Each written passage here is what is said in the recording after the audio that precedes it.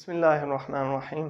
हमारा टॉपिक चल रहा है कि वेल्थी बनने के लिए कौन कौन से रूल्स हैं। पहला था कंट्रोल, दूसरा था नीड, और आज का जो है पॉइंट वो थर्ड रूल ऑफ वेल्थी है।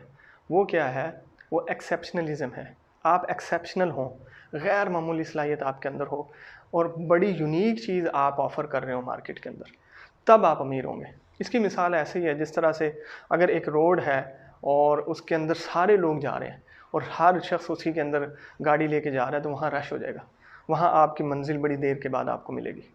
इसी तरह वेल्थ का एक रोड होता है, वेल्थ की एक अपने रूल्स होते हैं। अगर आप उनको फॉलो नहीं करेंगे, आप भी बहुत जल्दी अचीव नहीं कर सकते, काफ़ी लेट आप जो है ना अपनी टारगेट को अचीव करेंगे।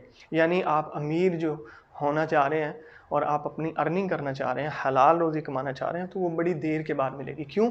क्योंकि कंपटीशन बहुत ज़्यादा है, वहाँ पे रश बहुत ज़्यादा है, लोग जो हैं वो सारे के सारे वही काम कर रहे हैं, मैं भी वही काम कर रहा हूँ, तो उस तरह से आप वेल्थी नहीं हो सकते। आपको अपने अंदर एक यूनिकनेस लानी पड़ेगी, अपने बिज़नेस के अंदर एक वो ऑफ़र, वो स्टाइल, वो रास्ता अपनाना पड़ेगा जो दूसरे नहीं अपना रहे। आप शूज़ के ब्रांड को देख लें, कितने पुराने पुराने ब्रांड हैं, और उनके साथ कंपटीशन करने के लिए जब मार्केट में दूसरी कंपनीज आई हैं, उन्होंने एक यूनिकनेस शो कराई है। या तो उनकी क्वालिटी बड़ी अच्छी थी, या उनका डिज़ाइन बहुत अच्छा था, या उनका वे ऑफ जो था ना डिस्प्ले, उन्होंने वो बड़ा अच्छा किया, या मार्केट बड़ी अच्छी उन्होंने की है। और उन्होंने उन लोगों को अप्रोच किया जिनके पास माल है। बहुत सारे लोग जो हैं वो इस चीज़ का ख्याल नहीं रखते।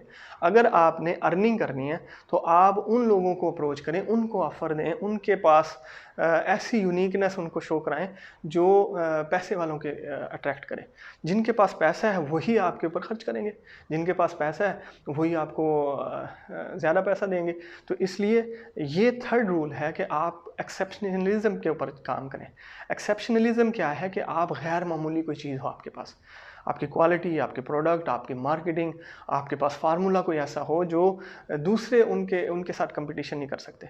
तो अब ये हमारे पास एक अप्रोच होती है कि सारे लोग कर रहे हैं तो मैं भी कर लूँ।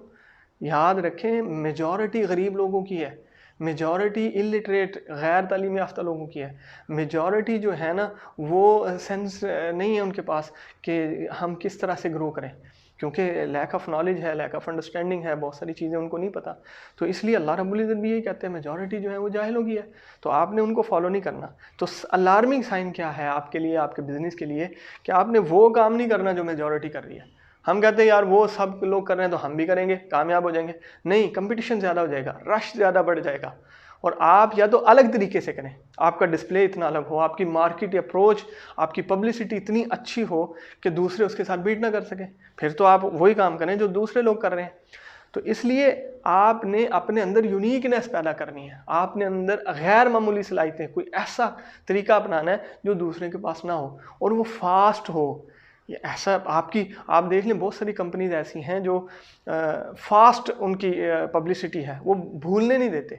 आप किसी भी कोल्ड ड्रिंक की एड्स को देख लें, 20-30 साल हो गए हमें देखते मुसलसल वो ऐड चला रहे हैं, भूलने नहीं देते अपने प्रोडक्ट को, अपने लोगों को, अपने नाम को। तो इसलिए आपने कंपटीशन करना है तो वो काम करें जो दूसरे लोगों के पास कम हो। गाड़ियाँ आप देख लें, सुजुकी भी गाड़ी है, मर्सिडीज़ भी गाड़ी है, रोल्स रॉयस भी एक गाड़ी है, लेकिन उन्होंने उन लोगों को हिट किया है जो मर्सिडीज़ और रोल्स रॉयस है। वो एक गाड़ी सेल करते हैं, इधर 50 गाड़ियाँ सेल करते हैं तो एक जैसी है। रोल्स रॉयस जो है वो एक गाड़ी सेल करता है, मर्सिडीज़ 20 गाड़ियाँ सेल होती हैं तो एक जैसी उनकी रेवेन्यू जनरेट होता है। इसलिए आपने यूनिकनेस पे काम करना है, गैर मामूली तरीके से। जब आप अपने बिज़नेस को, अपनी सलाहियतों को लेकर आएंगे सामने, तो उस वक्त आप ग्रो करेंगे, तब आप जो है ना लोगों को अट्रैक्ट होंगे कि लोग आपकी तरफ आएंगे। अब अलार्मिंग साइन क्या है? अलार्मिंग साइन ये है कि जब आपको पता चले कि हर बंदा यही काम कर रहा है, आप वो काम ना करें। हर बंदा अमेज़ॉन पे जाने की कोशिश कर रहा है, हर बंदा ई कॉमर्स पे जाने की कोशिश कर रहा है, आप वो काम ना करें। क्यों? क्योंकि कंपटीशन बहुत ज़्यादा है, रश बहुत ज़्यादा हो जाएगा। जहाँ कंपटीशन होगा आपका मार्जिन कम हो जाएगा, आप प्रॉफिट अपनी मर्ज़ी से कमा नहीं सकते, फिर आपको भी उनके मुताबिक पब्लिसिटी और आपकी मार्केटिंग करनी पड़ेगी, आपको भी प्रोडक्ट जो है ना उसी लेवल पे ले जानी पड़ेगी। जब आप यूनिक होंगे, आप अलग तरीके से चलें, आप वो कंपनी बनाने की कोशिश करें जो खुद जो है उसके फ्रेंचाइजीज लोग ख़रीदने की कोशिश करें, उसके डीलरशिप आप देने की कोशिश करें। तो इसलिए ये थर्ड रूल है वेल्थ का कि आपके अंदर यूनिकनेस हो। लोगों ने कपड़े बेच रहे हैं, आप एक मैं मिसाल देता हूँ जुनेद जमशेद को, कि उसने अलग तरीके से पब्लिसिटी की है, अलग तरीके से उसने शलवार कमीज़ का एक डिस्प्ले दिया, तो वो दूसरी लोगों से आगे निकल गया। तो इसीलिए अपने अंदर यूनिकनेस पैदा करें। आप पर्सनल अगर आपके पास कोई क्वालिटीज़ हैं, सर्विसेज आप दे रहे हैं, आपके पास यूनिक हो और अच्छी क्वालिटी हो, ऑनेस्टी हो, तो फिर इंशाल्लाह आप वेल्थी बन जाएंगे। अल्लाह रब्बुल इज़्ज़त के यहाँ भी अगर आपने कामयाब होना है तो आप जो सारे लोग कर रहे हैं वो ना करें। हर बंदा गुनाह कर रहा है, आप कहते हैं यार इससे तो कोई फ़र्क नहीं पड़ता, हर औरत बेपर्दा तो मैं भी इसी तरह करूँ तो मुझे भी कोई फ़र्क नहीं पड़ेगा, इससे क्या फ़र्क पड़ता, हर बंदा सूद खा रहा है तो मैं भी ले लेता हूँ, इससे क्या फ़र्क पड़ता है। नहीं, अल्लाह के यहाँ रुतबा उसी को मिलेगा जो लोगों से अलग होके अल्लाह के साथ जुड़ जाएगा, अल्लाह और उसके नबी की जो इत्तबा करेगा वो कामयाब हो जाएगा। तो अल्लाह रब्बुल इज़्ज़त को वो पसंद हैं लोग जो गुनाहों से बचते हैं। और रहमान के बंदे कौन हैं? जो अल्लाह रब्बुल इज़्ज़त कहते हैं कि मेरे बंदे वो हैं जो जिनसे गुनाह हो जाए फ़ौरन उससे तौबा करते हैं। ये नहीं है कि भाई उनको जो है वो गुनाह पे डट जाते हैं। हमारा मसला ये है, हम गुनाह पे डट चुके हैं। तो इसलिए यूनिकनेस ये है, अगर अल्लाह ने आपको माल दिया, अगर अल्लाह रब्बुल इज़्ज़त ने आपको एजुकेशन दिया, तो आप नबी सल्लल्लाहु अलैहि वसल्लम की सुन्नतों को अपनाएं। नबी सल्लल्लाहु अलैहि वसल्लम की सुन्नतों को अपनाने से दो फ़ायदे होंगे। पहली बात यह कि आप दुनिया और आखिरत में सुरखरू हो जाएंगे।